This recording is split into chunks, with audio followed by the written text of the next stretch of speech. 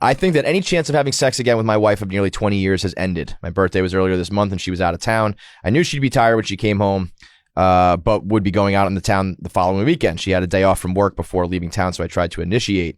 She said, "You couldn't have tried that 30 minutes ago." 90% of the time I try to initiate, she's too tired, and I can no longer put myself under the pressure and anxiety to perform to a standard I'm not capable of. I have no intention of ending my marriage. This seems like pretty petty and childish to throw away 20 years over this, but I think I'm done with this aspect of our relationship. Now he says, "I'm not cheating on her and she's not cheating on me.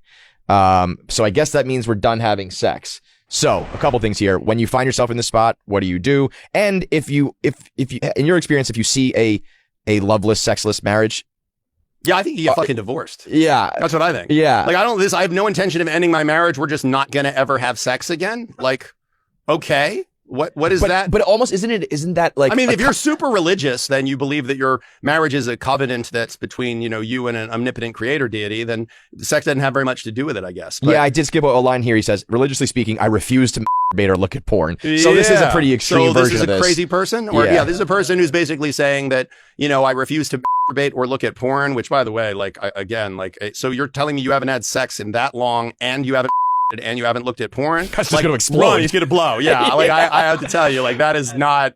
But if you were like, I've gone a week without sex or porn or masturbating, like, that's like, do you even shower? Because at that point, like, you're just scrubbing that area and it would just happen. I can't. That's insane. What I think is crazy is that this idea, this is pretty extreme, but I think there are plenty of sexless marriages out there that is normal or accepted as crazy.